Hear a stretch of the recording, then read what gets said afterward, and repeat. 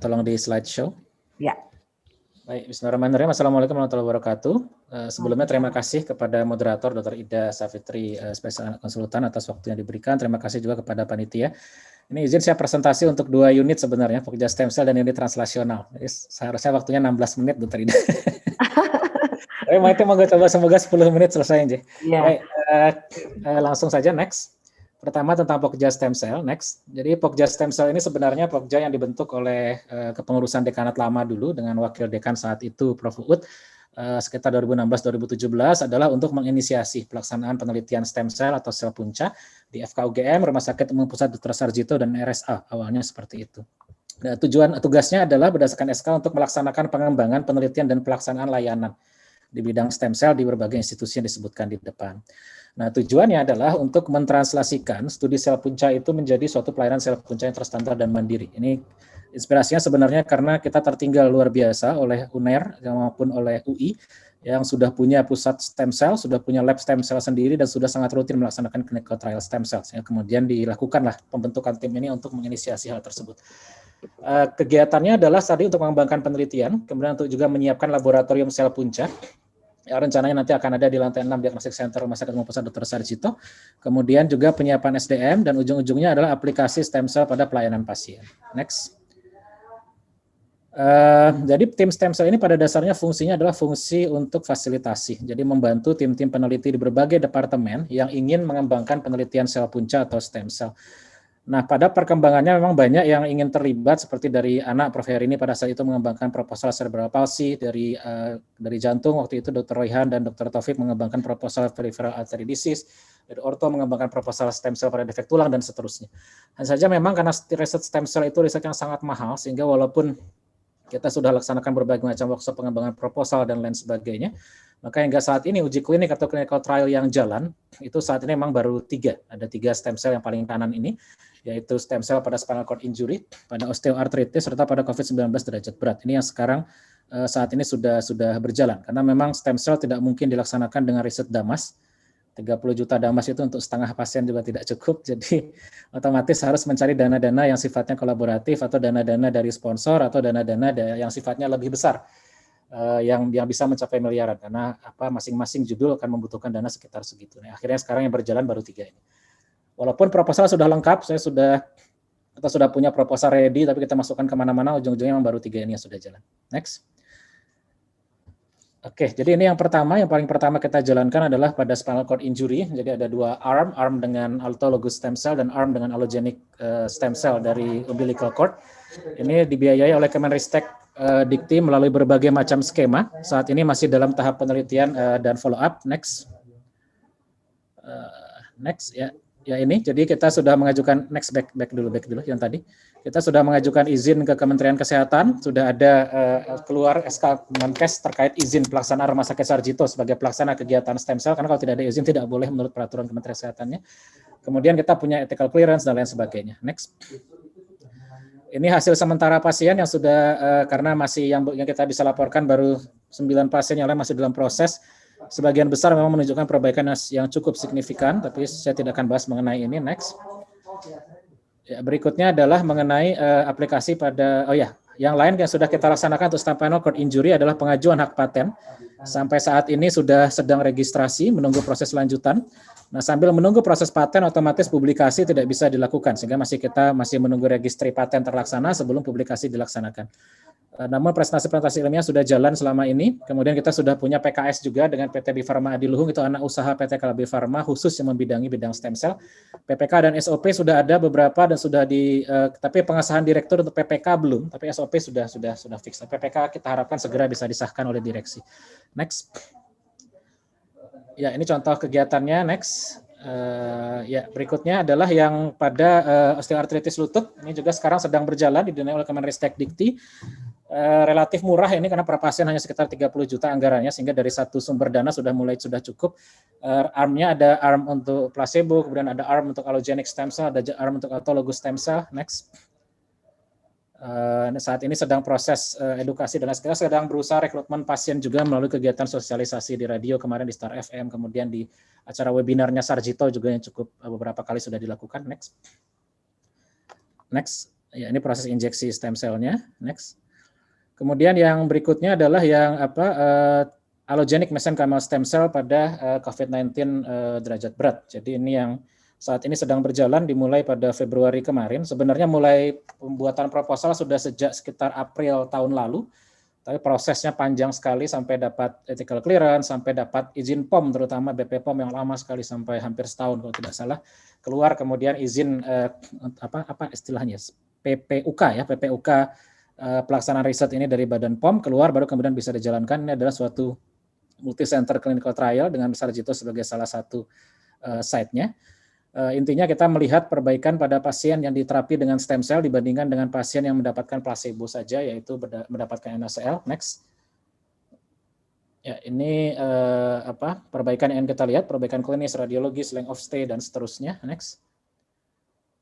Ya, ini arm-nya, jadi terapi standar. Mohon maaf, ini formnya berubah kayaknya dari Mac ke PC ya. Tapi ini ada terapi standar, kemudian plus stem cell, satu lagi terapi standar dengan sham. NaCl fisiologis saat ini sedang berjalan penelitiannya. Memang ini dengan sponsor, jadi dengan PT Kalbe Farma, BW Farma Adiluhung, karena dana dari Kemenristek sangat tidak cukup untuk terapi penelitian ini, jadi praktis dari Kemenristek mungkin tidak sampai 20%-nya ya, sekian miliar lebih dari memang dari sponsor dari Kalbe Farma yang membiayai. Next. Oke, ini contoh kegiatannya. Next. Hari ini kebetulan jam 11 siang juga ada injeksi 3 pasien stem cell pada COVID di GK Sarjito. GK itu rawat intensif untuk pasien-pasien COVID saat ini. Ini untuk pengembangan lanjutan, jadi pengembangan proposal hibah untuk berbagai skema, kemudian pendampingan pembuatan proposal dan lain sebagainya, seterusnya masih terus berjalan. Nah, saya mengundang lagi teman-teman sejawat kami dari Sarjito, terutama dari rumah sakit jejaring juga, yang ingin mengembangkan penelitian stem cell, monggo silahkan, tim stem cell siap mendampingi. Kita akan dampingi mulai dari penyusunan proposal, pengajuan anggaran, sampai ke nanti uji klinisnya, pembuatan PKS, kemudian pengajuan izin-izin ke berbagai institusi yang luar biasa ribet tadi itu, dan seterusnya. Seperti misalnya stem cell COVID ini kan juga ya, saya neurolog, saya jelas bukan penelitian stem cell COVID. Tapi awalnya dari Dr. Sumardi, teman sejawat paru, kemudian kami fasilitasi, kita lakukan koordinasi, kemudian kita lakukan izin, kita carikan dana, kemudian kita ajukan ke POM, dan lain sebagainya. Jadi tim stem cell adalah sebagai fasilitator pelaksanaan penelitian dari teman-teman sejawat paru, dalam hal ini Dr. Sumardi dan teman-teman, untuk stem cell pada COVID ini tadi. Next. Yang lain adalah pengembangan jaringan kerjasama. Jadi PKS dengan PT Bifarma Adiluhung ini sudah berjalan, sudah perpanjangan. Tahun ini insya Allah ada perpanjangan lagi. Penelitian kolaborasi stem cell yang tadi kita sebutkan di depan dengan UNS, kemudian dengan UNPAD. Kemudian ini juga kita sedang berjalan penelitian kolaborasi prioritas riset nasional dengan koordinator senternya adalah UI.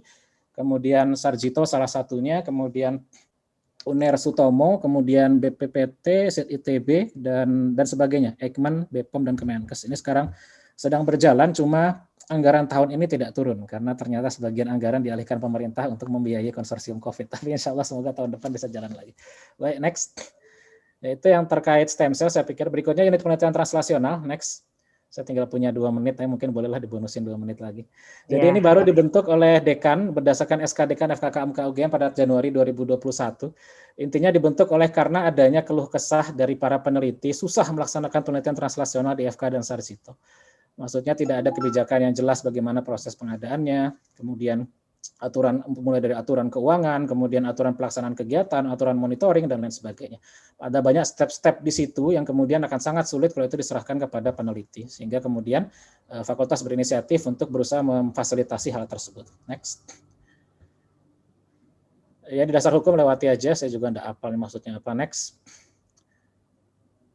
Iya, jadi visinya adalah menjadi unit fasilitasi informasi dan integrasi. Jadi memfasilitasi lah intinya penelitian translasional di FKK MK UGM. Next saja. Ini tugasnya. Jadi merumuskan program unit translasional, kemudian memfasilitasi penelitian unit translasional di rumah sakit jejaring FK UGM dan FKK MK UGM itu sendiri. Kemudian menyelenggarakan pelatihan-pelatihan mengenai penelitian translasional, menyelenggarakan layanan pendukungan transintegrasi untuk penelitian translasional, dan bla bla bla yang tercantum di sini lah. Intinya membantu peneliti yang ingin penelitian translasional, dalam hal ini ke arah uji klinis ya. Next. Idenya sudah dari 2019 sebenarnya, kemudian sudah ada workshop pengembangan pada saat itu. Tahun 2020 kita penyusunan SK, tapi kemudian tertunda lama. Tertunda lama karena beberapa macam hal, mungkin pertama karena COVID-nya, dan kedua karena saya menyelesaikan fellowship konsultan juga. Kemudian yang ketiga karena berbagai macam dan lain hal, sehingga ujungnya memang 2021 Januari ini baru SK unit translasional terbit. Jadi baru berumur jagung belum berapa 2-3 bulan berarti ya. Rencananya kita akan mulai pelaksanaan kegiatan, tapi selama ini pun sebenarnya karena orang-orang unit translasional ini juga melaksanakan berbagai macam uji klinik di Sarjito. Misalnya saat ini kami ada 3 uji klinis di Sarjito, sehingga otomatis memang sebenarnya proses koordinasi penelitian translasional di Sarjito ini sudah berjalan selama ini. Saya lihat tadi di forum juga ada Bu Dewi dari Diklit. Jadi seperti misalnya saat ini kan Sarjito sedang membuat panduan penelitian. Jadi selama ini Sarjito belum punya panduan penelitian yang memuat dengan detail kalau orang mau penelitian di Sarjito, kemudian nanti duit itu masuknya kemana, kemudian ada tidak biaya institutional fee di situ, kemudian bagaimana proses monitoringnya di Sarjito, bagaimana data dan lain sebagainya, itu aturan ini selama ini belum ada. Nah, itu kemudian saat kemarin BPKP datang melakukan audit di Sarjito untuk penelitian uji klinis stem cell dan plasma konvalesen menjadi temuan, sehingga kemudian berinisiatif dilakukan pembuatan panduan-panduan protokol-protokol. Ini mungkin menurut saya salah satu prioritas utama kita untuk nanti di awal 2021 ini adalah untuk menyelesaikan hal ini. Kita sudah coba penelitian stem cell COVID ini misalnya sudah kita coba menggunakan aturan ini, tapi jadinya kemarin disuruh bayar institutional fee, akhirnya saya minta pengajuan supaya institutional fee gratis. Tapi intinya adalah prosedur-prosedur di dalam situ yang itu sudah memuat aturan-aturan, misalnya institutional fee-nya berapa dan seterusnya. Ini yang nanti akan coba kita jalankan, sehingga nanti jelas aturan-aturan ya SOP terkait pelaksanaan penelitian translasional dari klinisi yang ingin melaksanakan itu. Kalau ingin melaksanakan penelitian di Sarjito seperti apa misalnya. Mungkin ke depannya nanti akan berkembang ke RSA, rumah sakit jejaring yang lain, karena sistem yang diharapkan sebenarnya adalah dengan seluruh AHS tadi. Kemudian SOP tersebut tentu saja tidak hanya mencakup regulasi di Sarjito sendiri terkait penelitian tadi itu, tapi juga misalnya nanti bagaimana koordinasi dengan komisi etik. Mungkin teman-teman sekalian sudah tahu bahwa kalau ada komisi etik kita memberikan memberikan clearance, maka di beberapa rumah sakit komisi etik lokal harus memberikan clearance lagi. Jadi seperti ini kita perlu diskusikan lebih lanjut terkait protokol bersamanya nanti seperti apa. Rencananya nanti ini 2020 sudah lewat, jadi otomatis yang box pertama ini harusnya 2021 semoga bisa terlaksana. Tapi struktur organisasi sudah ada, peningkatan kemampuan SDM sudah terlaksana, kemudian pembentukan SPO ini sedang berjalan, semoga yang lain-lain bisa seperti identifikasi penelitian flagship dan lain sebagainya bisa berjalan juga, dan seminar, diskusi dan lain sebagainya untuk pelaksanaan diskusi terkait regulasi penelitian di Sarjito dan lain sebagainya, semoga juga bisa segera berjalan. Harapannya adalah nantinya ke depannya memang pada saat seorang peneliti ingin melakukan uji klinik misalnya, uji klinik untuk melaksanakan misalnya penelitian apalah yang ingin ditranslasikan ke arah uji klinik, maka ada suatu sistem, jadi yang bersangkutan misalnya tinggal menghubungi si A atau unit A misalnya, kemudian ada proses koordinasi di situ yang akan dibantu untuk melaksanakan hingga uji klinik itu kemudian bisa berjalan. Harapannya ke depan nanti bisa seperti itu. Tentunya nanti juga bisa mungkin ada sistem yang sifatnya adalah dari atas ke bawah ya. Jadi misalnya ada beberapa penelitian flagship, yang penelitian flagship itu sebenarnya bisa sangat potensial untuk pengembangan uji klinis, maka kemudian dari pihak institusi FK maupun Sarjito kemudian bisa turun gunung membantu atau menginisiasi untuk melaksanakan penelitian uji klinis tersebut. Karena memang selama ini uji klinis masih di Sarjito masih sangat terbatas pelaksanaannya, dan masih sangat banyak memang tantangan-tantangan yang selama ini kita hadapi.